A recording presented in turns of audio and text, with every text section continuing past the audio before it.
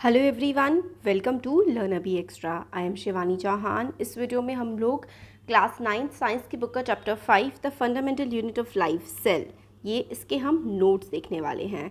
तो देखिए, ये है सेल, इसका बड़ा वर्जन। सेल तो माइक्रोस्कोपिक भी होते हैं, काफ़ी बड़े भी होते हैं। सबसे बड़ा सेल किसका होता है बताइएगा कमेंट बॉक्स में अगर आपको पता है। इस सब का PDF आप लोगों को हमारे टेलीग्राम ग्रुप पर मिल जाएगा।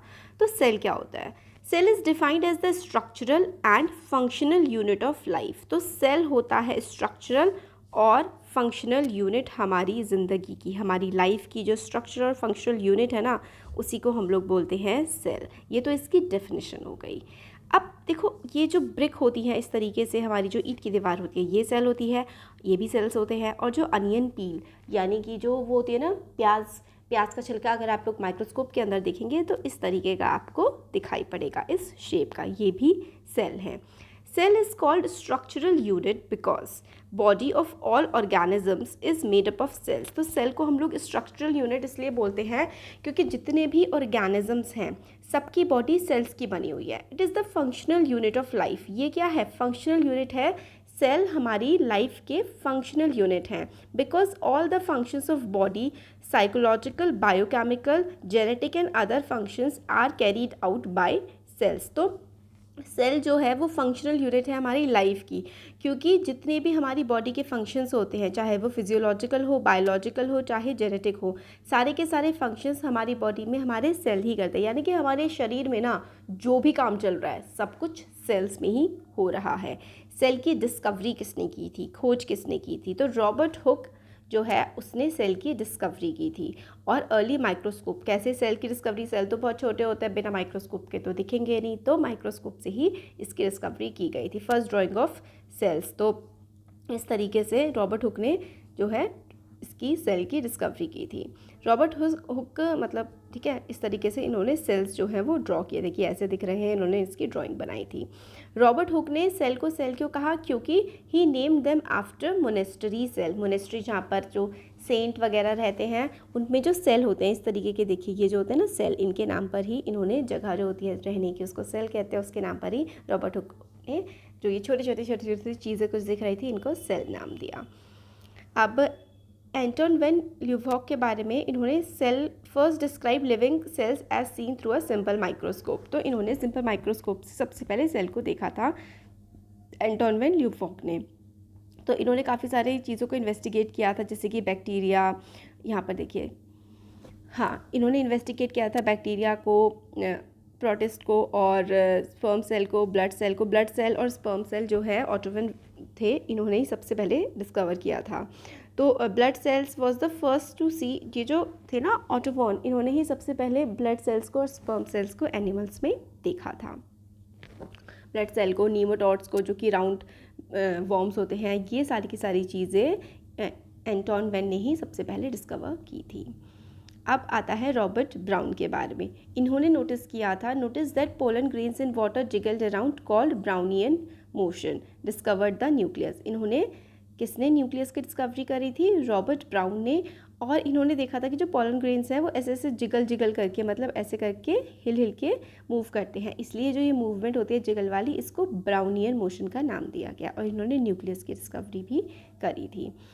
जॉन्स ने coined the term protoplasm which pertains to the living material inside the cell. Cell के अंदर एक टर्म होता, एक चीज़ होती है जो होती है ना, मतलब सेल के अंदर एक चीज़ होती है, आप ये समझ लो, उसको प्रोटोप्लाज्म कहते हैं। और ये जॉन्स पर्किंजी ने इसको डिस्कवर किया था, बताया था। सेल थ्योरी जो है बेसिकली 3 लोगों की मिली हुई थ्योरी है, मैथियस, थियोडोर और रुडोल्फ। तो जो मैथियस थे, इन्होंने बोला था कि सारे के सारे प्लांट्स जो होते हैं वो सेल के बने होते हैं। थियोडोर ने बोला था सारे के सारे एनिमल्स जो हैं वो सेल के बने होते हैं। रुडोल्फ ने बोला था all cells came from pre existing cells. तो रुडोल्फ ने कहा था कि जितने भी सेल्स आ रहे हैं वो पहले से ही जो सेल्स हैं उनसे ही बन रहे हैं। तो इन तीनों ने मिलकर के सेल थ्योरी बनाई थी। सेल थ्योरी में आगे क्या होता है, जो मैथियस थे इन्होंने कंक्लूड किया था कि प्लांट्स जो हैं वो सेल्स के बने होते हैं। थियोडोर ने कंक्लूड किया था कि एनिमल एनिमल सेल के बने होते हैं। और रुडोल्फ ने कंक्लूड किया था that all cell come from pre existing cell, के सारे सेल पहले से एग्जिस्टिंग सेल से ही आ रहे हैं। तो यही इन तीनों ने मिलकर के सेल थ्योरी बनाई थी कि ऑल लिविंग थिंग्स, जितने भी लिविंग थिंग्स हैं, चाहे वो प्लांट्स हो चाहे एनिमल्स हो, वो सेल के बने होते हैं। Cells are the basic unit of structure and function in an organism. Cell जो है वो बेसिक यूनिट होती है, किसी भी बेसिक यूनिट होती है, क्योंकि सारी की सारी चीज़ें सेल से ही मिलकर के आगे बढ़ती हैं। तो सेल बेसिक यूनिट होती है लाइफ की या किसी ऑर्गेनिज्म की। न्यू सेल्स जो है वो पहले पुरानी सेल्स से ही मिलकर के बनते हैं। अब सेल्स जो है वो नंबर में, साइज़ में, शेप में, हर चीज़ में डिफ़र करते हैं। तो सेल नंबर की अगर हम बात करें तो यूनिसेलुलर ऑर्गेनिजम्स में भी होते हैं और मल्टी सेलुलर ऑर्गेनिज्म में भी होते हैं। तो सेल नंबर, यूनिसेलुलर ऑर्गेनिज्म यानी कि जो एक ही सेल के बने होते हैं, एग्जाम्पल अमीबा, बैक्टीरिया और क्लाइडोमोनास। ठीक है, तो ये 3 एग्जाम्पल्स आप लोग याद रखिए, ये एक ही सेल से बने होते हैं। They are made up of single cell. Multi cellular organism जैसे कि इंसान, डॉग, प्लांट्स, सारे के सारे बहुत ही हज़ारों करोड़ों सेल से मिलकर के बने हैं हम लोग। Are made up of millions of cells, plants और एनिमल्स। अगर हम बात करें सेल का साइज़ की, अगर बात करें तो सेल्स जो होते हैं वो एक्सट्रीमली स्मॉल होते हैं, therefore they can be only observed under microscope. क्योंकि सेल का साइज़ बहुत छोटा होता है, इसलिए आप सिर्फ इसको माइक्रोस्कोप के अंदर ही देख सकते हैं। Cells are measured in micrometres और माइक्रोन। सेल की मेजरमेंट हम लोग माइक्रोन्स में करते हैं। माइक्रोप्लाज्मा सबसे ज़्यादा छोटा सेल होता है। फिर नर्व सेल जो है वो सबसे लंबा सेल होता है। सबसे लॉन्गेस्ट सेल कौन सा है, बिल्कुल याद रखिए, longest cell is nerve cell. सबसे छोटा सेल होता है माइकोप्लाज्मा। और ऑस्ट्रिच, मैंने आपसे स्टार्टिंग में क्वेश्चन पूछा था कि सबसे बड़ा सेल कौन सा होता है, सबसे बड़ा जो सेल होता है उसका आंसर आ गया है ऑस्ट्रिच का सेल। ऑस्ट्रिच का जो अंडा होता है वो सबसे बड़ा सेल होता है। सेल अलग अलग शेप्स के होते हैं, जैसे कि हम लोग को यहाँ पर देखने को मिल रहे हैं। The shape of the cell varies in different organisms. तो सेल की जो शेप है ना वो अलग अलग ऑर्गेनिजम्स में अलग अलग होती है। Shape of plant is different from shape of animal cell. They may be spherical. ठीक है, कौन कौन से हो सकते हैं, spherical, oval, elliptical, spindle shaped, cuboidal, polygonal, columnar और फ्लैट प्लेट शेप। तो ये सारी की सारी शेप के जो है वो सेल्स हो सकते हैं। अब सेल्स आर डाइवर्स। सेल्स जो हैं वो अलग अलग होते हैं। देखिए, रेड ब्लड सेल्स होते हैं, कॉलमनल एपिथेलियल सेल हो गए, ovum cell, bone cell, smooth muscle cell, nerve cell, sperm cell. देखिए कितने सारे अलग अलग टाइप के सेल्स होते हैं। सेल्स के शेप और साइज अलग होते हैं, इनके फंक्शंस, काम वाम से बहुत सारी चीज़ें डिफरेंट होती हैं। The shapes of cells are quite varied with some such as neurons being longer than they are white and others such as erythrocytes, red blood cells being equidimensional. Cell shape varies depending both on function and surface area requirements. तो sales जो हैं वो काफ़ी ज़्यादा very करते हैं। ठीक है, तो सेल की जो शेप होती है वो काफ़ी अलग अलग होती है, कुछ लंबे होते हैं, कुछ चौड़े होते हैं। रेड ब्लड सेल्स जो है उनको कि देखो अलग ही शेप होती है, तो इसलिए अलग अलग शेप होती है, इनका सरफेस एरिया भी डिफर करता है और फंक्शन भी सेल्स के अलग अलग होते हैं। 3 common features in all cells. 3 common features, 3 चीज़ें ऐसी होती हैं जो बिल्कुल कॉमन होती हैं, एक जैसी होती हैं सारे सेल्स में। Plasma membrane, nucleus and cytoplasm. Plasma membrane यानी कि जो बाहर वाली जो मेम्ब्रेन होती है ना, इसको सेल मेम्ब्रेन या प्लाज्मा मेम्ब्रेन कहते हैं। बीच में ये जो होता है इसको हम लोग न्यूक्लियस बोलते हैं, और ये जो चीज़ भरी हुई होती है ना इसको हम लोग साइटोप्लाज्म बोलते हैं। तो 3 कॉमन फीचर्स होते हैं सारे के सारे सेल्स में। प्लाज्मा मेम्ब्रेन होती है जो बाहर वाली मेम्ब्रेन होती है ना, जिसको हम सेल मेम्ब्रेन भी कहते हैं, ये प्लाज्मा मेम्ब्रेन होती है, इस टाइप की ये दिखती है। Functions of plasma membrane. अब जो प्लाज्मा मेम्ब्रेन है उसके क्या क्या फंक्शंस होते हैं, तो कीप्स अ सेल इंटैक्ट। जो प्लाज्मा मेम्ब्रेन है वो सेल को बिल्कुल इंटैक्ट रखती है। बिल्कुल देखो, बाहर वाली लेयर होती है ना, तो अंदर बिल्कुल सही सब बना रहता है प्लाज्मा मेम्ब्रेन की वजह से।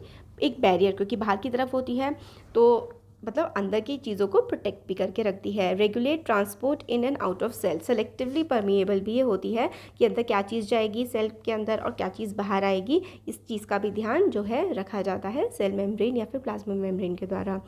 Small lipid soluble molecules, example oxygen and carbon dioxide can pass easily. तो जो प्लाज्मा मेम्ब्रेन होती है इससे ऑक्सीजन और कार्बन डाइऑक्साइड ईजिली पास कर सकते हैं। Water can freely cross the membrane. Water easily अंदर बाहर जा सकता है। Plasma membrane allow cell to exchange material with surrounding, है ना, क्योंकि बाहर आ जा सकता है इसलिए प्लाज्मा मेम्ब्रेन अलाउ करती है कि बाहर के मटेरियल अंदर या अंदर के बाहर जा सकते हैं, बट सेलेक्टिवली कौन सी चीज़ सही है वही अंदर जा पाएगी। The cell uses simpler process for exchange of oxygen, carbon dioxide and water. तो सेल जो है वो काफ़ी ज़्यादा सिंपल प्रोसेस का इस्तेमाल करता है ऑक्सीजन, कार्बन डाइऑक्साइड और वाटर के अंदर आने और बाहर जाने में। The processes used are diffusion और osmosis. This is very important. कौन कौन से प्रोसेसेस का इस्तेमाल करते हैं? डिफ्यूजन और ऑस्मोसिस का प्रोसेस। डिफ्यूजन क्या होता है? देखो, the net passive movement of molecules और particles from the region of higher concentration to the region of lower concentration। तो दिस इज़ वेरी इंपॉर्टेंट। भाई मूवमेंट जो होता है मॉलिक्यूल्स का हायर कंसनट्रेशन से लोअर कंसनट्रेशन की तरफ। सपोज करिए कि ये एक बाल्टी है या कुछ भी, अच्छा एक रेक्टेंगल है, इस रेक्टेंगल में ना कुछ चीज़ें भरी हुई है, यहाँ पर ना बहुत ही ज़्यादा कंसनट्रेशन है, मतलब यहाँ पर बहुत ज़्यादा भीड़ भाड़ है, ठीक है, और मतलब रहना मुश्किल हो रहा है पार्टिकल्स का, और यहाँ पे पार्टिकल्स काफ़ी दूर दूर हैं, आराम से मस्त घूम रहे हैं। तो जो पार्टिकल्स हैं ना वो हायर, यहाँ पे हायर कंसनट्रेशन है क्योंकि यहाँ पे भीड़ है। हायर कंसनट्रेशन का मतलब जहाँ पे बहुत ज़्यादा होता है, लो कंसनट्रेशन जहाँ पे मॉलिक्यूल्स कम होते हैं।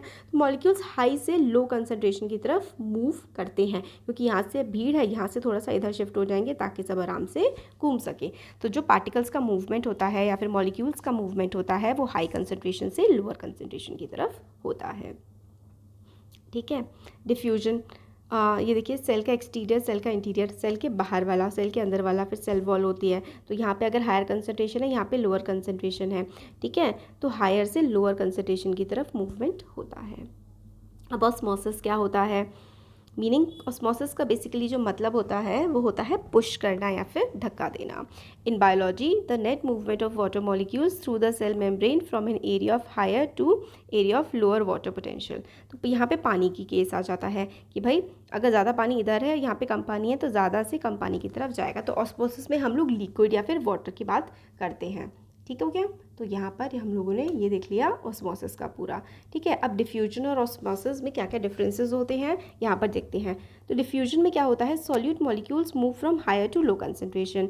यहाँ पे solvent molecules move from lower to higher concentration.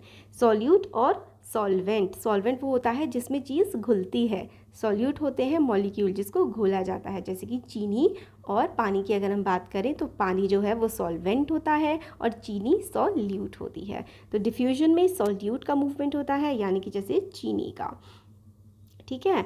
और ऑस्मोसिस में पानी का, सॉल्वेंट का, लिक्विड का मूवमेंट होता है। तो हाई सॉल्यूट कंसनट्रेशन और डिफ्यूज्ड इवनली, मतलब डिफ्यूजन हो रहा है इवनली। अब यहाँ पे देखो लो सॉल्यूट कंसनट्रेशन, फिर हाई सॉल्यूट कंसनट्रेशन, फिर इक्विलिब्रियम में सेम कंसनट्रेशन हमारी बन करके आ जा रही है दोनों में। तो डिफ्यूजन के केसेस में सॉल्यूट मॉलिक्यूल्स का मूवमेंट होता है और ऑस्मोसिस के केसेस में सॉल्वेंट का। तो अगर चीनी और पानी का एग्जांपल लें तो पानी सॉल्वेंट है और चीनी सॉल्यूट है। तो डिफ्यूजन और हम लोगों ने ऑस्मोसिस देखा। अब हम जो आगे के चैप्टर के नोट्स हैं वो नेक्स्ट वीडियो में देखेंगे। Thank you.